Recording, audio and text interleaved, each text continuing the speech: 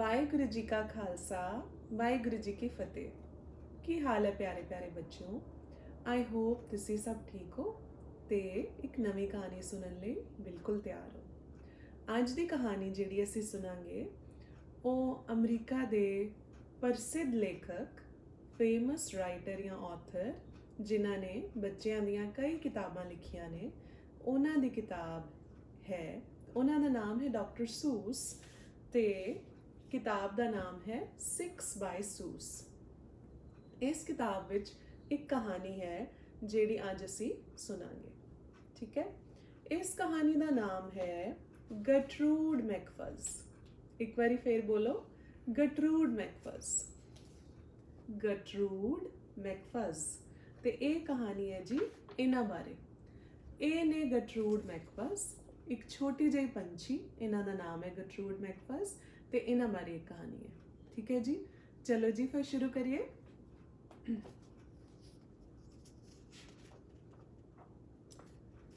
ये कहानी है एक छोटी जी पंछी गटरूड मैकफज बारे, जिस कोल सी केवल एक खम विंग। ये रहा जी ओहदा निक्का जिहा खम, एक छोटा जिहा डिग्गिया होया निक्का जिहा खम, जिसनों वेख के गटरूड बहुत उदास हो जाती सी, सैड हो जाती सी। उस कोल ही सी, उस कोल ही रहिंदी सी एक होर पंछी जिसका नाम सी लौला लीलू। हाँ जी, लौला लीलू ये पंछी सी जो गटरूड दे कोल रहिंदी सी ते इस कोल सी दो खंभ। ये देखो, एक दो खंभ। बेचारी गटरूड जद भी वह लौला लीलू नूं उड़दे हुए देखती वो बहुत उदास हो जाती सी।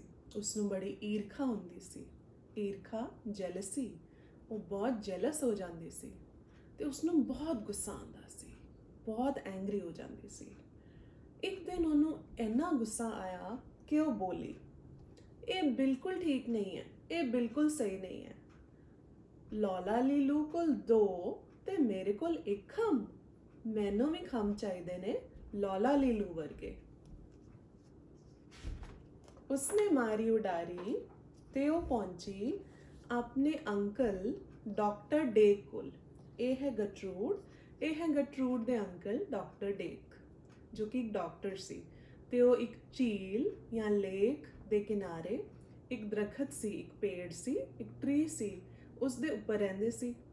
उसने अपने अंकल डॉक्टर डेक नूं जाके कहा, डॉक्टर अंकल ਕੀ ਤੁਸੀਂ ਮੈਨੂੰ ਕੋਈ ਦਵਾਈ ਦੇ ਸਕਦੇ ਹੋ ਜਿਸ ਨਾਲ ਮੇਰੇ ਕੋਲ ਵੀ ਦੋ ਖੰਭ ਹੋ ਜਾਣ, ਲੌਲਾ ਲੀਲੂ ਵਰਗੇ। ਅੰਕਲ ਡੇਕ ਬੋਲੇ, ਗਟਰੂਡ ਤੇਰੇ ਵਰਗੇ ਪੰਛੀ ਲਈ ਇੱਕ ਖੰਭ ਵੀ ਕਾਫੀ ਹੈ। ਗਟਰੂਡ ਕਿੱਥੇ ਮੰਨਣ ਵਾਲੀ ਸੀ, ਉਹ ਜ਼ਿੱਦ ਕਰਨ ਲੱਗ ਗਈ। ਉਸਨੇ ਇੰਨੀ ਜ਼ਿੱਦ ਕੀਤੀ ਕਿ ਅੰਕਲ ਨੇ ਉਸਦੀ ਗੱਲ ਮੰਨ ਲਈ ਤੇ ਉਸਨੂੰ एक उच्ची पहाड़ी ते पिलबेरी नाम दे एक पौधे बारे दसिया।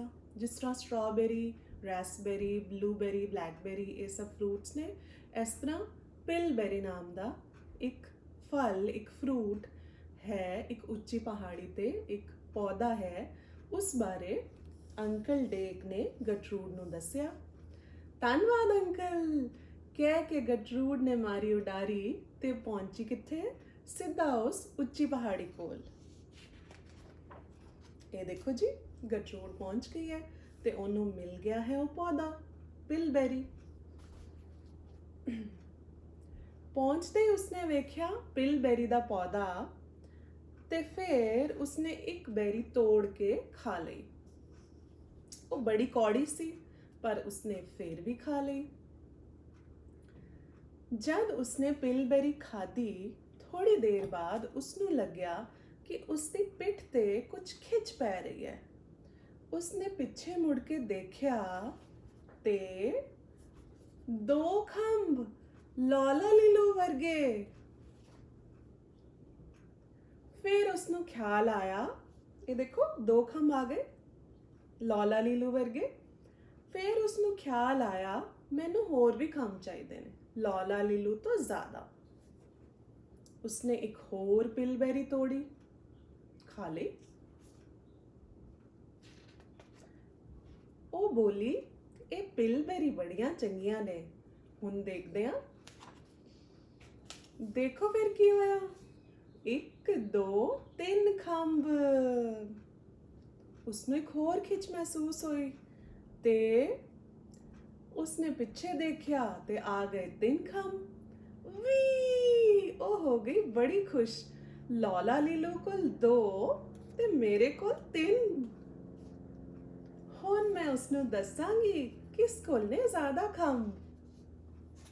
ਫਿਰ ਉਸਨੇ ਕੀ ਕੀਤਾ, ਉਸਨੇ ਬੈਰੀਜ਼ ਖਾਣੀਆਂ ਸ਼ੁਰੂ ਕਰ ਦਿੱਤੀਆਂ। ਉਸਨੇ ਹੋਰ ਬੈਰੀਜ਼ ਤੋੜ ਕੇ ਖਾਣੀਆਂ ਸ਼ੁਰੂ ਕੀਤੀਆਂ। 4 5 6 7 8 9 10। ਉਹ ਖਾਂਦੀ ਗਈ ਖਾਂਦੀ ਗਈ ਖਾਂਦੀ ਗਈ। ਸਾਰਾ ਪੌਦਾ ਹੀ ਖਾਲੀ ਹੋ ਗਿਆ। ਸਾਰੀਆਂ ਬੈਰੀਜ਼ ਉਹਨੇ ਖਾ ਲਈਆਂ ਕਿਉਂਕਿ ਉਸਨੂੰ ਹੁਣ ਹੋਰ ਖੰਭ ਚਾਹੀਦੇ ਸੀ।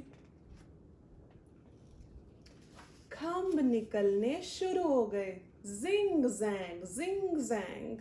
ਦੇਖੋ ਕਿੰਨੇ ਸਾਰੇ ਖੰਭ ਨਿਕਲ ਰਹੇ ਨੇ। ਜਿਸ ਤਰ੍ਹਾਂ ਫੁੱਲ ਖਿਲਦੇ ਨੇ। ਕੀ ਨਜ਼ਾਰਾ ਸੀ ਉਹ। ਐਨੇ ਸੋਹਣੇ ਹਵਾ ਵਿੱਚ ਲਹਿਰਾਉਂਦੇ ਹੋਏ ਖੰਭ। ਕਿਸ ਤਰ੍ਹਾਂ ਦੇ, ਮਖਮਲ ਵਰਗੇ, ਸੈਟਿਨ ਵਰਗੇ, ਸਿਲਕ ਵਰਗੇ, ਰੇਸ਼ਮ ਵਰਗੇ, ਬੜੇ ਹੀ ਸੌਫਟ ਰੇਸ਼ਮੀ ਖੰਭ। ਲਹਿਰਾਉਂਦੇ ਹੋਏ ਖੰਭ ਨਿਕਲੀ ਜਾ ਰਹੇ ਸੀ ਤੇ ਨਿਕਲੀ ਜਾ ਰਹੇ ਸੀ। ਦੇਖੋ ਬੱਚੋ ਕਿੰਨੇ ਸਾਰੇ ਖੰਭ ਨਿਕਲ ਗਏ। ਦੇਖੋ ਦੇਖੋ ਦੇਖੋ ਦੇਖੋ ਐਨੇ ਸਾਰੇ ਖੰਭ। ਸ਼ਾਮ ਹੋ ਗਈ, ਈਵਨਿੰਗ ਹੋ ਗਈ ਤੇ ਫਿਰ ਨਵੇਂ ਖੰਭ ਆਉਣੇ ਬੰਦ ਹੋ ਗਏ। ਹੱਸਦੀ ਖਿੜਖਿੜਾਉਂਦੀ ਹੋਈ ਗਟਰੂਡ ਬੋਲੀ, ਦੇਖੋ ਮੇਰੇ ਖੰਭ ਕਿੰਨੇ ਸੋਹਣੇ ਲੱਗ ਰਹੇ ਨੇ। ਹੁਣ ਮੈਂ ਫਟਾਫਟ ਉੱਡ ਕੇ ਜਾਵਾਂਗੀ ਤੇ ਲੌਲਾ ਲੀਲੂ ਨੂੰ ਦਿਖਾ ਦਾਂਗੀ। ਉਹ ਦੇਖ ਕੇ ਪਰੇਸ਼ਾਨ ਹੋ ਜਾਏਗੀ, ਨਿਰਾਸ਼ ਹੋ ਜਾਏਗੀ ਤੇ ਸ਼ਾਇਦ ਡਿੱਗ ਹੀ ਪਏਗੀ। ਕਿੰਨੇ ਸੋਹਣੇ ਮੇਰੇ ਖੰਭ। ਉਸਨੇ ਆਪਣੇ ਖੰਭ ਫੈਲਾਏ ਤੇ ਉੱਡਣ ਦੀ ਕੋਸ਼ਿਸ਼ ਕੀਤੀ, ਪਰ ਉਹਨਾਂ ਖੰਭਾਂ ਦਾ ਭਾਰ ਇੰਨਾ ਜ਼ਿਆਦਾ ਸੀ ਕਿ ਉਹ ਉੱਡ ਹੀ ਨਹੀਂ ਪਾ ਰਹੇ ਸੀ। ਨਾ ਉਹ ਤੁਰ ਸਕਦੀ ਸੀ, ਨਾ ਉਹ ਭੱਜ ਸਕਦੀ ਸੀ ਤੇ ਨਾ ਉਹ ਉੱਡ ਸਕਦੀ ਸੀ। ਦੇਖੋ ਨਹੀਂ ਉੱਡ ਪਾ ਰਹੇ ਕਿਉਂਕਿ ਇੰਨੇ ਸਾਰੇ ਖੰਭ ਨੇ, ਉਹਨਾਂ ਦਾ ਭਾਰ ਬਹੁਤ ਜ਼ਿਆਦਾ ਹੈ। ਸਾਰੀ ਰਾਤ ਉਹ ਉਸ ਪਹਾੜੀ ਤੇ ਫਸੀ ਰਹੀ, ਸਟਕ ਹੋ ਗਈ ਤੇ ਮਦਦ ਦੀ ਪੁਕਾਰ ਕਰਦੀ ਰਹੀ, ਹੈਲਪ ਲਈ ਪੁਕਾਰ ਕਰਦੀ ਰਹੀ। ਅੰਕਲ ਡੇਕ ਨੇ ਉਸਦੀ ਆਵਾਜ਼ ਸੁਣ ਲਈ ਤੇ ਹੋਰ ਪੰਛੀਆਂ ਨੂੰ ਨਾਲ ਲੈ ਕੇ ਉਸ ਦੀ ਮਦਦ ਕਰਨ ਲਈ ਆ ਗਏ। ਇਹ ਦੇਖੋ ਜੀ, ਅੰਕਲ ਡੇਕ ਆ ਗਏ ਤੇ ਹੋਰ ਪੰਛੀਆਂ ਨੂੰ ਵੀ ਨਾਲ ਲੈ ਕੇ ਆਏ ਤੇ ਸਭ ਨੇ ਰੱਸੀਆਂ ਨਾਲ, ਰੋਪਸ ਨਾਲ ਗਟਰੂਡ ਦੇ ਖੰਭ ਫੜੇ। ਇਹ ਦੇਖੋ ਜੀ, ਕਿਸੇ ਨੇ ਆਪਣੀ ਚੋਂਚ ਵਿੱਚ, ਇਹ ਦੇਖੋ ਬੀਕ ਵਿੱਚ ਰੱਸੀ ਪਾਈ ਤੇ ਉਹਦਾ ਖੰਭ ਫੜਿਆ। ਕਿਸੇ ਨੇ ਆਪਣੀ ਗਰਦਨ, ਨੈਕ ਦੇ ਆਲੇ ਦੁਆਲੇ ਰੱਸੀ ਪਾਈ ਤੇ ਉਸਦਾ ਖੰਭ ਫੜਿਆ ਤੇ ਉਹ ਗਟਰੂਡ ਨੂੰ ਆਪਣੇ ਨਾਲ ਉਡਾ ਕੇ ਲੈ ਗਏ। 2 ਹਫ਼ਤੇ ਲੱਗੇ ਗਟਰੂਡ ਨੂੰ ਘਰ ਪਹੁੰਚਦੇ ਹੋਏ, 2 weeks, ਤੇ 1 ਹਫ਼ਤਾ ਹੋਰ ਲੱਗਿਆ ਉਸਦੇ ਖੰਭ ਕੱਢਦੇ ਹੋਏ। ਗਟਰੂਡ ਦੇ ਖੰਭ ਕੱਢਣੇ ਪੈਣੇ ਸੀ ਕਿਉਂਕਿ ਇਹਨਾਂ ਖੰਭਾਂ ਦੇ ਭਾਰ ਨਾਲ ਉਹ ਕਦੀ ਵੀ ਉੱਡ ਨਹੀਂ ਸਕਦੀ ਸੀ। ਉਸਨੂੰ ਬੜੀ ਪੀੜ ਵੀ ਹੋਈ ਤੇ ਦੁੱਖ ਵੀ ਹੋਇਆ। ਠੀਕ ਹੈ ਜੀ। ਤੇ ਜਦ ਸਾਰੇ ਖੰਭ ਨਿਕਲ ਗਏ ਤੇ ਰਹਿ ਗਿਆ ਸਿਰਫ 1 ਖੰਭ, ਇੱਕੋ, ਜੋ ਗਟਰੂਡ ਦਾ ਆਪਣਾ ਸੀ। ਪਰ ਹੁਣ ਉਹ ਸਿਆਣੀ ਹੋ ਗਈ ਸੀ, ਸਮਝਦਾਰ ਹੋ ਗਈ ਸੀ। ਉਹ ਆਪਣੇ ਇਸ 1 ਖੰਭ ਨਾਲ ਬਹੁਤ ਖੁਸ਼ ਸੀ। ਠੀਕ ਹੈ ਜੀ। ਇਹ ਰਿਹਾ ਗਟਰੂਡ ਦਾ 1 ਖੰਭ ਜੋ ਉਹਦਾ ਆਪਣਾ ਸੀ ਤੇ ਇਹ ਹੁਣ ਸਾਡੀ ਸਮਝਦਾਰ, ਸਿਆਣੀ, ਖੁਸ਼ ਗਟਰੂਡ। ਠੀਕ ਹੈ ਜੀ। ਇਹ ਹੋ ਗਈ ਜੀ ਕਹਾਣੀ ਖਤਮ। ਤੇ ਆਈ ਹੋਪ ਤੁਹਾਨੂੰ ਇਹ ਪਿਆਰੇ ਜਿਹੇ ਨਿੱਕੇ ਜਿਹੇ ਪੰਛੀ ਗਟਰੂਡ ਮੈਕਫਰਸ ਦੀ ਕਹਾਣੀ ਅੱਛੀ ਲੱਗੀ ਹੋਏਗੀ। ਤੇ ਕੀ ਸਿੱਖਿਆਵਾਂ ਲਈਆਂ ਅਸੀਂ ਇਸ ਕਹਾਣੀ ਤੋਂ। ਸਭ ਤੋਂ ਪਹਿਲੇ ਪਿਆਰੇ ਪਿਆਰੇ ਬੱਚਿਓ, ਜੋ ਸਿੱਖਿਆ ਅਸੀਂ ਲਈ ਸਭ ਤੋਂ ਵੱਡੀ ਸਿੱਖਿਆ ਸੀ, ਸਾਨੂੰ ਜਿਸ ਤਰ੍ਹਾਂ ਵੀ ਰੱਬ ਨੇ, ਵਾਹਿਗੁਰੂ ਜੀ ਨੇ ਬਣਾਇਆ ਹੈ, ਸਾਨੂੰ ਉਸ ਵਿੱਚ ਖੁਸ਼ ਰਹਿਣਾ ਚਾਹੀਦਾ ਹੈ। ਕਿਸੇ ਵੱਲ ਦੇਖ ਕੇ ਈਰਖਾ ਨਹੀਂ ਕਰਨੀ ਚਾਹੀਦੀ। ਗਟਰੂਡ ਲੌਲਾ ਲੀਲੂ ਦੇ ਦੋ ਖੰਭ ਦੇਖਦੀ ਸੀ ਤੇ ਈਰਖਾ ਕਰਦੀ ਸੀ, ਜੈਲਸ ਹੋ ਜਾਂਦੀ ਸੀ। ਸਾਨੂੰ ਆਪਣੇ ਆਪ ਨੂੰ ਬਿਹਤਰ ਬਣਾਉਣਾ ਚਾਹੀਦਾ ਹੈ, ਕਿਸੇ ਵੱਲ ਦੇਖ ਕੇ ਈਰਖਾ ਨਹੀਂ ਕਰਨੀ ਚਾਹੀਦੀ।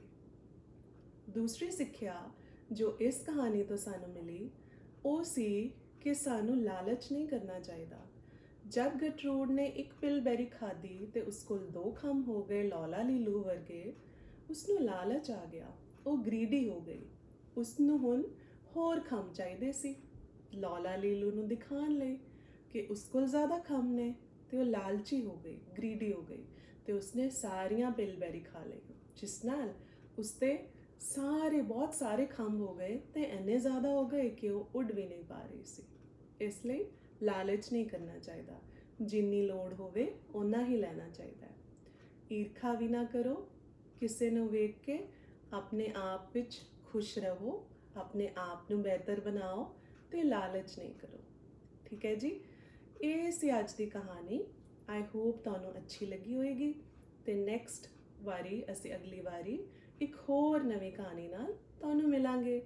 ਓਨੀ ਦੇਰ ਤੱਕ ਵਾਹਿਗੁਰੂ ਜੀ ਕਾ ਖਾਲਸਾ, ਵਾਹਿਗੁਰੂ ਜੀ ਕੀ ਫਤਿਹ।